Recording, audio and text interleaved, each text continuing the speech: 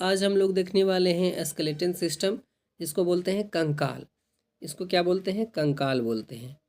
तो चलिए शुरू करते हैं। खान सर का पीडीएफ है।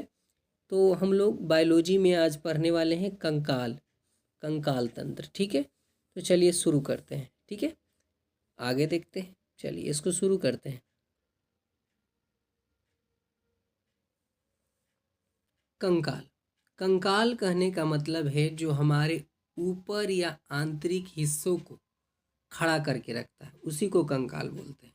ठीक है, जैसे ह्यूमन शरीर क्या है? ऊपर से गुद्दा है, मांसपेशियां हैं, लेकिन नीचे से हड्डी है, ढांचा है, उसी को कंकाल बोलते हैं। तो क्या कह रहा है कि कंकाल हमें सीधा खड़ा रखता है, पहली बात। स्थिरता प्रदान करता है, दूसरी बात। और कंकाल की मदद से जीव जंतु आसानी से गति कर सकते हैं। अब आपके शरीर में सिर्फ गुद्दा रहे तो आप कैसे गति कर पाइएगा? हड्डी भी होना चाहिए ना, तब ना आप एक स्थान से दूसरे स्थान कदम बढ़ा के जा सकते हैं। तो उसको कंकाल कहते हैं। दूसरा है कि कंकाल दो तरह का होता है, एक बाह्य कंकाल है और एक आंतरिक कंकाल। बाह्य का मतलब होता है बाहरी, बाहरी, ठीक है, बाहरी। और आंतरिक का तो समझ ही रहे। ठीक है, अब देखिए हम लोग बाहरी कंकाल पढ़ने वाले हैं, एस्को एस्केलेटन। ठीक है, बाहरी कहने का अर्थ है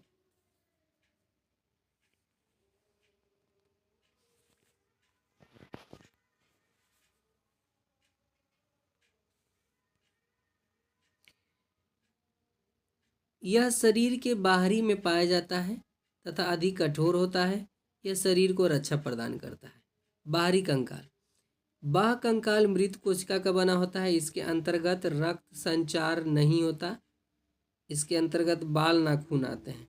ठीक है, बाहरी कंकाल में रक्त का संचार नहीं होता है और इसके अंतर्गत ह्यूमन को बाल और नाखून का रखा गया, ह्यूमन वाले को, हम इंसान में। ठीक है, अच्छा जैसे में क्या आएगा? केकड़ा आएगा, तिलचट्टा आएगा, मकड़ी, टिड्डा, घोंघा, चींटी, चिऊटा, मधुमक्खी, बिच्छू, सीप, कीट इत्यादि। ये सब होते हैं बाहरी कंकाल, जो बाहर से अपने बॉडी को प्रोटेक्ट करे, बचा कर रखे। ठीक है, हम लोग का बाहरी कंकाल नहीं है इंसान में, हम लोग का आंतरिक कंकाल है। ठीक है, मानव का आंतरिक कंकाल होता है। आगे बढ़िए, आप ये फिगर से समझ पाते हैं। देखिए बाह्य कंकाल, ये देखिए ये गुद्दा है इसका, और ये गुद्दा के बाहर का ये जगह है। अब घोंघा देखे होंगे, तो ये घोंघा को अब जब पकड़ने जाएगा तो ये अपना पूरा बॉडी को अंदर घुसा लेता है। तो क्या करता है? बाहरी कंकाल से, बाहरी कंकाल से आंतरिक मशीनरी को क्या करता है? रक्षा कर, ये बाहरी कंकाल से सुरक्षा करता है। शंख क्या है? बाहरी कंकाल है। केकड़ा क्या है? बाहरी कंकाल है। ये राम जी के सुग्गा जिसको टिड्डा बोलते हैं, ये क्या है? बाहरी कंकाल है। ये जो सीप ये है जो होता है, तो ये बाहरी कंकाल है ना। बाहर से प्रोटेक्शन करता है, बचाव कराता है। अब देखिए इसके बारे में एक आप जरूर कन्फ्यूजन रहता होगा, तो कछुआ क्या है? तो कछुआ के मैं आपसे बात करूं तो कछुआ का जो पीठ है ना, ये बाहरी कंकाल है। कछुआ का पीठ है, ये बाहरी कंकाल है। कछुआ का पीठ क्या है? बाहरी कंकाल है। क्योंकि बाहर ऊपर देखते ना, ठोस कोई ऐसा चीज होता है जिसको बचाव करता है। अभी मत कहिएगा कि ट्रेनों एकरा पर ही बचपन में जो सुनते थे कि ट्रेन एकर सामने से जाएगा तो उलट जाएगा, ये हो जाएगा, वो हो जाएगा। और उसे छछबेहर वाला काम मत करिए। ठीक है, देखिए 1 2 3, एक उधर पैर है, 4। तो पैर और पूंछ के बारे में बोला है, तो ये आंतरिक कंकाल है। कौन सा कंकाल है? आंतरिक कंकाल है। और जो ये हड्डी है, जो बाहरी कंकाल है। ठीक, आगे बढ़ते हैं। हो गया। अब हम लोग आंतरिक कंकाल देखने वाले हैं, इंडोस्केलेटन। यह क्या करता है? आंतरिक कंकाल, यह आंतरिक, यह अंदर मांसपेशिया के नीचे होता है। यह शरीर के आंतरिक अंगों की रक्षा करता है, जैसे गाय, बकरी, कुत्ता, है ना, मानव इत्यादि। हम लोग के अंदर क्या कौन सा कंकाल है? आंतरिक कंकाल है। आगे बढ़ते हैं, देख लीजिए, देख रहे हैं ना, कुत्ता, ऊपर से गुद्दा है, रूप रंग है बेचारा के, बिल्ली ऊपर से गुद्दा है, रूप रंग है, सांप का रूप रंग है, गाय का ऊपर का रूप रंग है। इसके अंदर हड्डी है, इसके बाहर हड्डी नहीं है। तो ये क्या हो गया? बाह्य कंकाल है? नहीं, आंतरिक कंकाल है इसके पास। चलिए अब आगे बढ़ते हैं। कंकाल तंत्र अस्थि और उपास्थि दोनों के मिलकर बनते हैं। कंकाल दो अस्थियों से मिलकर बना होता है, अस्थि और उपास्थि। अस्थि तथा उपास्थि दोनों ही संयोजी ऊतक का बना होता है। अस्थि और उपास्थि क्या? दोनों ही संयोजी ऊतक का बना होता है। अच्छा, अस्थि और उपास्थि के बारे में समझ लीजिए। उपास्थि क्या है? तो उपास्थि को इंग्लिश में बोलते हैं कार्टिलेज बोलते हैं। क्या बोलते हैं? कार्टिलेज। यह हड्डी मुलायम होती है इसमें,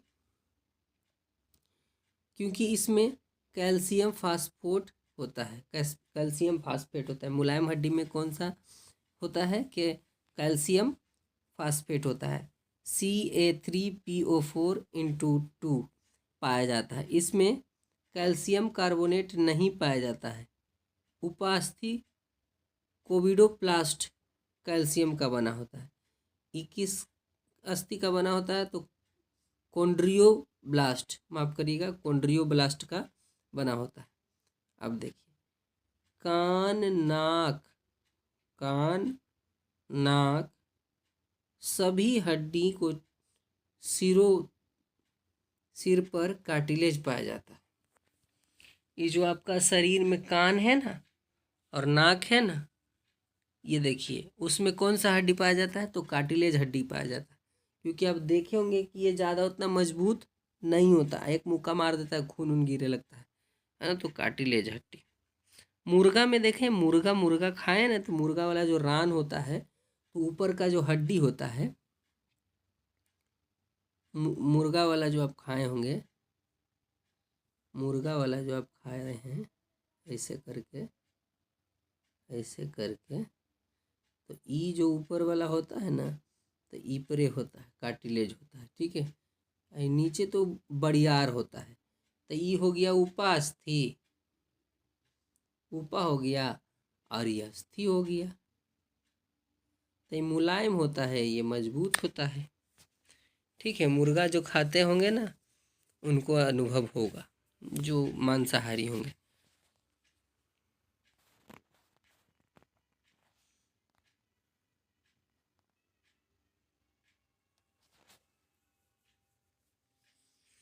कार्टिलेज की बाहरी लेयर को पेरी कॉर्निड्रोम कहते हैं। आगे देखते हैं, देख लीजिएगा, मीनिंग थोड़ा गड़बड़ हो गया होगा तो, है ना। अब देखिए,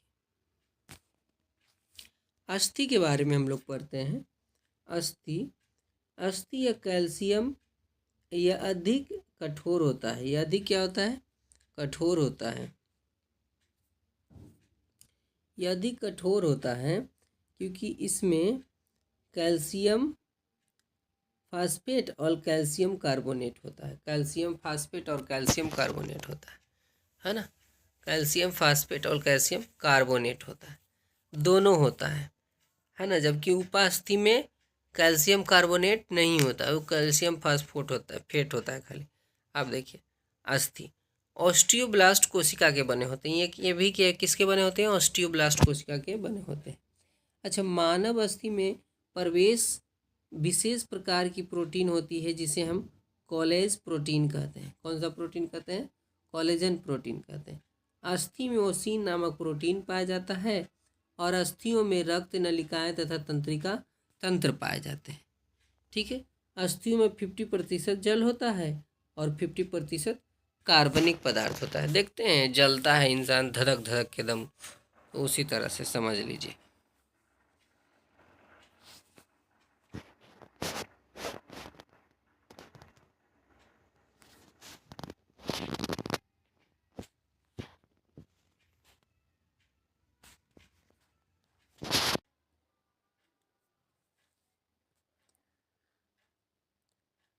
अस्थि में ओसीन नामक प्रोटीन पाया जाता है।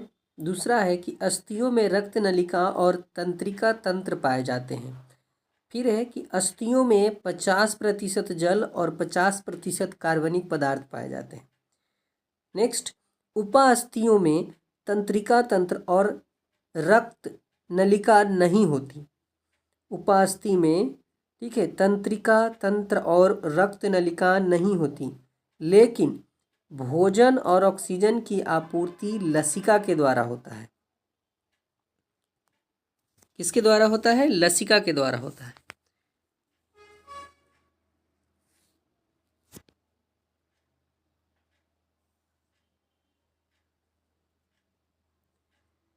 फिर है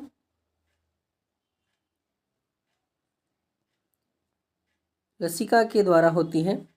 फिर बोला है कि मानव में शरीर में उपास्थियों के पिन्ना, नाक की हड्डियां, श्वास नली के बीच एवं हड्डियों के संधि स्थल पर पाए जाते हैं।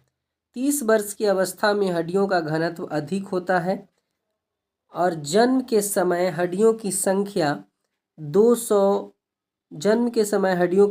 270 से बता रहे हैं कि 310 के बीच में होता है, क्योंकि बाकी हड्डियां आपस में जुड़ना शुरू कर लेती है ना। जन्म के समय तो एकदम छोटा हड्डी रहता है, अर्थात जन्म के समय औसत हड्डियों की संख्या बताया जा रहा है 300, और बाद में यह कम से कम 10 से ये जुड़ना शुरू हो जाता है। धीरे धीरे 1-2 साल में ऐसे करके जुड़ना हो जाता है। देखिए, बाल अवस्था में 208 हड्डी होती है और वयस्क अवस्था में 206 हड्डी हो जाती है। ठीक है, अस्थि से अस्थि जुटेगा तो लिंगामेंट हो जाएगा, और मांस और अस्थि जुटेगा तो टेंडम हो जाएगा, और मांस से मांस जुटेगा तो सेल्यूलर हो जाएगा। आगे बढ़ते हैं।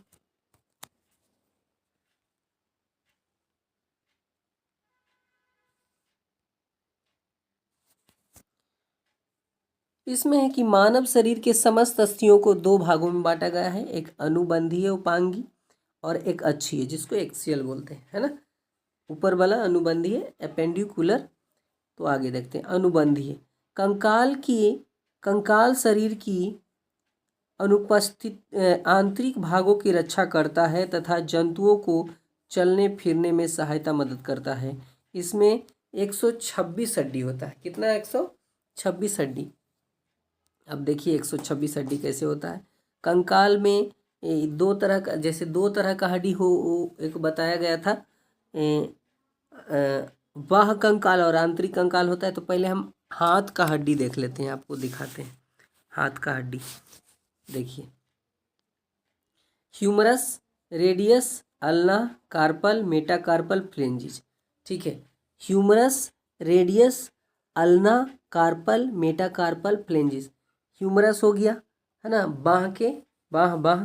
बाह के नीचे आइए रेडियस, उसके पास में है अल्ना, और कार्पल यानी कलाई में 8, जहाँ से कलाई टर्न ओवर करता है, माने टर्न मुड़ता है, घूमता है ना। तो कलाई में हो गया। कलाई के जो आप देखते हैं कि ये हड्डी है, 5 उंगलियां में 5 हड्डी हो गई।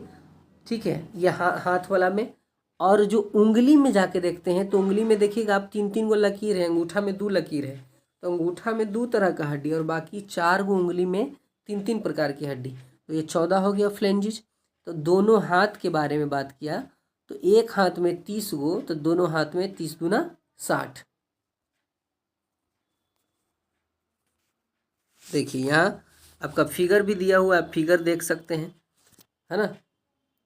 Humerus, radius, ulna. देखिए, ह्यूमरस, रेडियस, अल्ना, है ना। Carpal, metacarpal, फ्लेंजिज।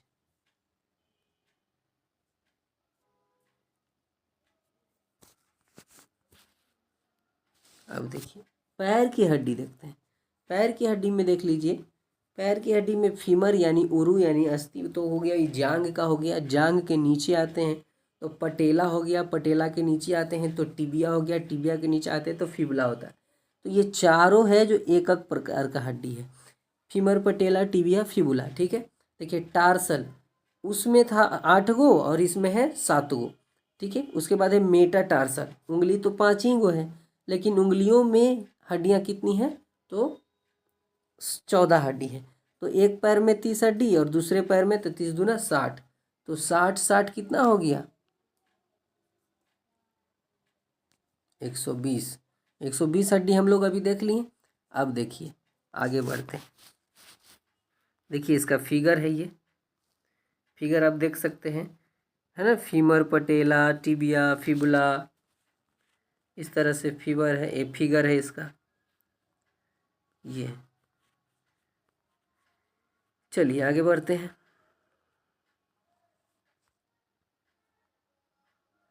पेल्विक के बारे में बात करते हैं। पेल्विक के बारे में जब हम बात करेंगे तो इसकी संख्या 2 होती है। इसके भाग, एक भाग में 3 अस्थि होती है, इसीलिए इलियम, इलिचिसियम, ब्यूबिस होते हैं, परंतु वयस्क में तीनों जुटकर एक अस्थि बन जाता है। ठीक है, इसको देखिए, ये देखिए,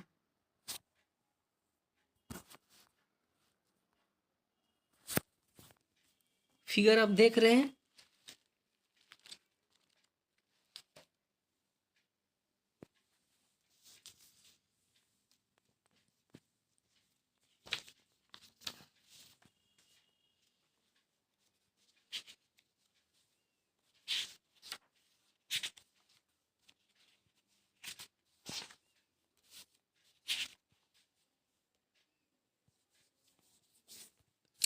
ठीक है, ये महिलाओं में चौड़ी होती है, ठीक है, ताकि जनन के समय इनको समस्या ना हो। ठीक है, पैल्विक, पैल्विक 2 होती है। ठीक है, आगे बढ़ते हैं। अब देखते हैं कैल्विक। कैल्विक बोले तो हंसली, जिसको छोटा बच्चा लेते हैं ना गोदी में, तो उसको बार बार हंसुली लग जाता है। आप ध्यान देखे होंगे, गर्दन उर्दन कोई लाइकन ले लेता है तो लचक जाता है, तो हड्डी मने कचक जाना, तो उसी में रोने लगता है, बहुत हाक्का हो जाता है। अब देखिए, तो ये जो है कैल्विक, जिसको हंसुली बोलते हैं, है ना, तो इसकी संख्या है 2। इसका कलर कितना होता है? तो जमुनिया कलर का होता है, और इसे ब्यूटी बोन भी कहते हैं। इसे क्या कहते हैं? ब्यूटी बोन भी कहते हैं। आप जब गर्दन के सामने आप देखे होंगे तो आपकी आग ऐसे पीछे से रहता है, और यहाँ यहाँ ऐसे रहता है।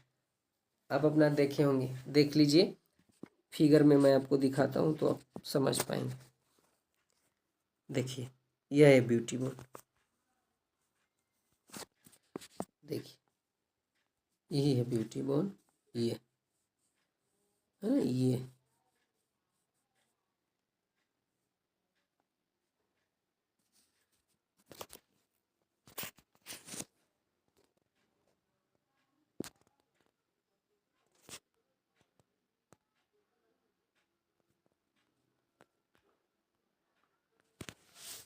स्कैपुला यानी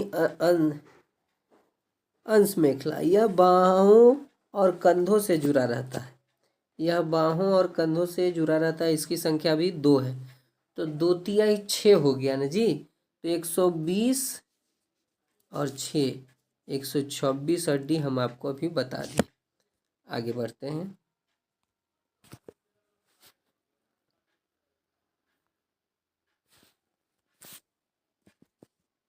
ये शरीर के बीचों बीच में होती है। यह शरीर के अंदर कोमल अंगों की रक्षा करता है, अर्थात कुछ कुछ कुछ कुछ कुल संख्या इसका 80 होता है। देखिए 120 हड्डी बढ़ा दिए, ये चलने फिरने में मदद करता है, और 80 हड्डी अभी बढ़ाने वाले हैं जो आपके शरीर को सुरक्षा प्रदान करता है।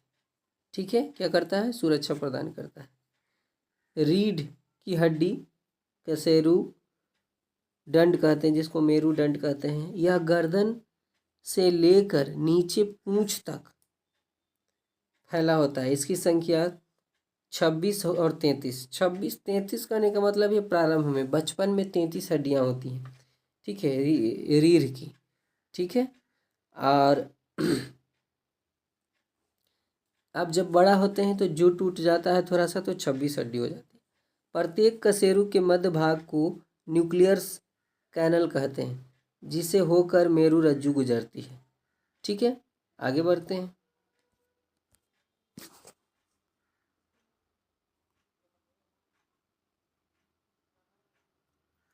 पसली पढ़ते हैं। देखिए, पसली, इसकी संख्या 12 होती है, अर्थात 12 दूने 24। ठीक है।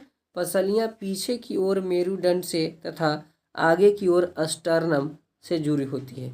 मेरुदंड नीचे जुड़ा पीछे जुड़ा होता है और आगे भी जुड़ा होता है। अस्टर्नम बताए थे आप लोग को, जुड़ी होती है। आगे बढ़ते हैं।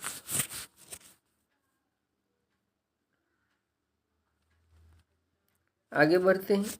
स्टर्नम रिब्स है ना, स्टर्नम यानी रिब्स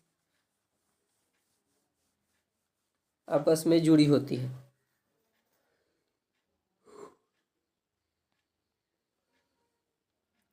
सिर यानी हेड, इसकी कुल संख्या 29 होती है। तो हेड में माने सिर में देख लीजिए 29 हड्डी है ना, तो इसको 3 पार्ट में तोड़ा है। खोपड़ी में तोड़ा है तो खोपड़ी में 22 हड्डी है जिसको 2 भाग में रखा गया है। 14 फेस में रखा गया है और 8 कपाल में रखा गया है। एक हाइड बोन होता है, जो फांसी लगता है ना तो वो गर्दनमा के नीचे जो रहता है उसी को हाइड बोन कहते हैं। ये हाइड बोन होता है। ठीक है। इसका एक ही हुआ। अब कान में 3 इधर 3 उधर, तो 6 हड्डी हो गया। कितना हड्डी हो गया? 6 हड्डी हो गया। तो टोटल मिला के कितना हो गया? 29 हड्डी। अभी 29 हड्डी हो गया।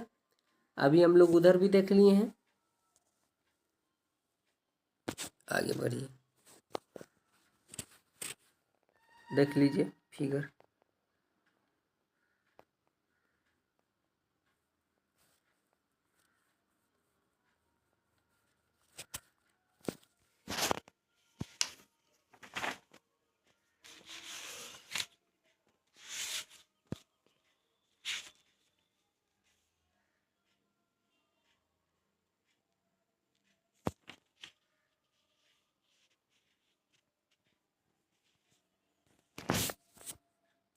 गर्दन में हड्डियों की संख्या 7 होती है और कान में हड्डियों की संख्या 3 दूना 6 होती है। 2 कान है तो 3 3 में हो गया ना। देखिए MIS, मेलियस, इनकस, स्टेपस हो गया।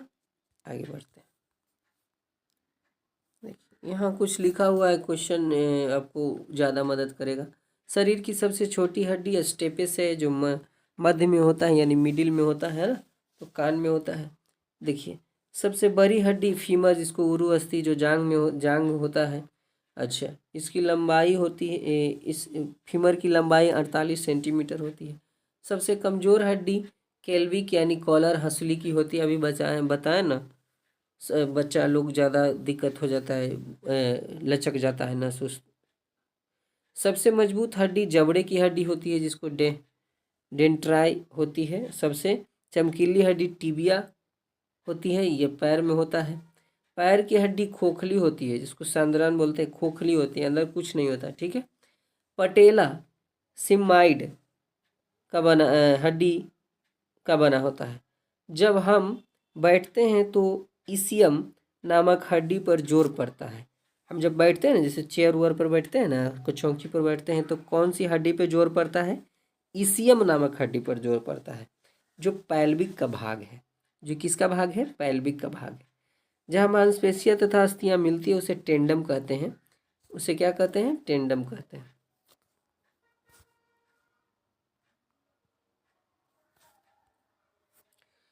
देखिए अस्थियों को जोड़ के पास साइनोवियल नामक एक द्रव पाया जाता है, जो हड्डियों को मुड़ने में मदद करता है। क्या बोला? अस्थियों की जोड़, वहाँ जहाँ ज्वाइंट होता है ना, जहाँ जहाँ जैसे घुटना, ठीक है, केहूनी, वहाँ साइनोवियल नामक द्रव पाया जाता है, जो हड्डियों को जोड़ने में मदद करता है।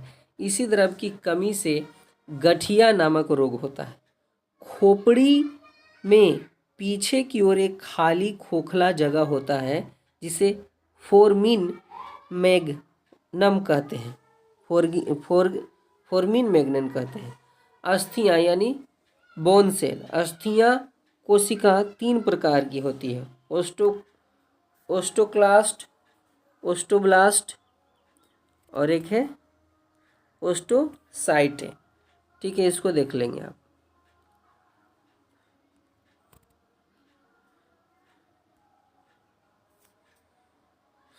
यह खराब अस्थि कोशिकाओं को खाकर खत्म करता है, अतः इसे बोन ईटिंग सेल कहते हैं। और ओस्टोब्लास्ट का काम है अस्थियों का निर्माण करता है, इसे बोन फॉर्मिंग कहते हैं। ओस्टोसाइटो यह अस्थियों का परिपक्व बनाता है, माने मजबूत बनाता है, ठोस बनाता है। ठीक है। अस्थि मंदा जिसको बोन मैरो कहते हैं, यह अस्थियों के बीच जाली नुमा आकृति को अस्थि मंजा कहते हैं। अस्थि मंजा में आरबीसी का निर्माण होता है। ठीक है, आगे बढ़ते हैं।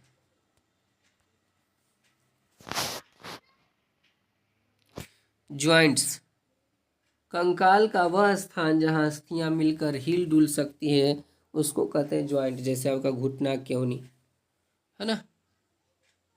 आगे बढ़ते हैं।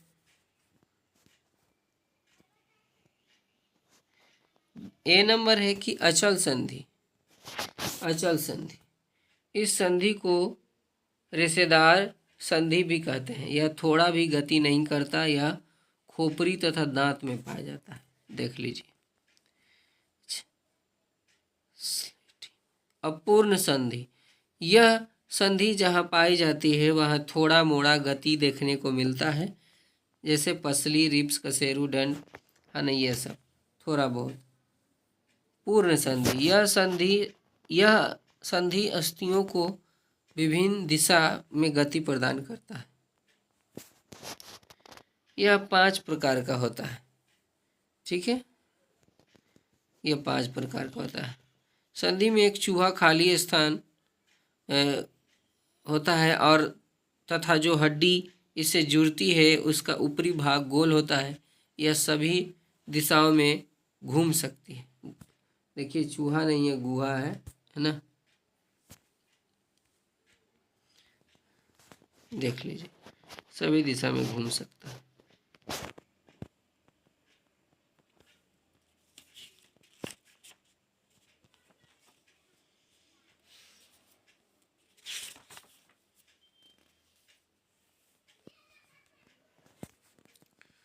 देखिए, कब्जा संधि, यह संधि केवल एक ही ओर गति करता है ना। जैसे दोनों ओर गति कर देगा तो जैसे दौड़ते दौड़ते आदमी पीछे न भीगा जाएगा, हाँ वो पैर भागा जी तो गिर जाएगा, तो चलेगा कैसे, पैर मारेगा कैसे। खूंटी संधि, इसका आकार खूंटी की तरह होता है।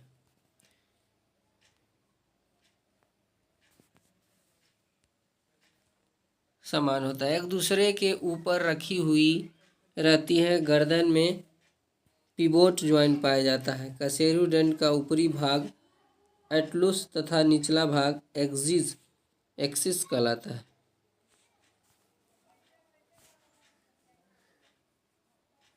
ज्वाइंट्स, यह एक दूसरे पर फिसलती है और थोड़ा गति करती है ना, जैसे कार्पल, टार्सल।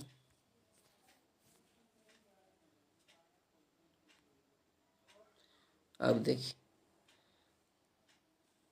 सैडल जॉइंट्स, यह बॉल एंड सॉकेट जॉइंट्स के समान होता है, किंतु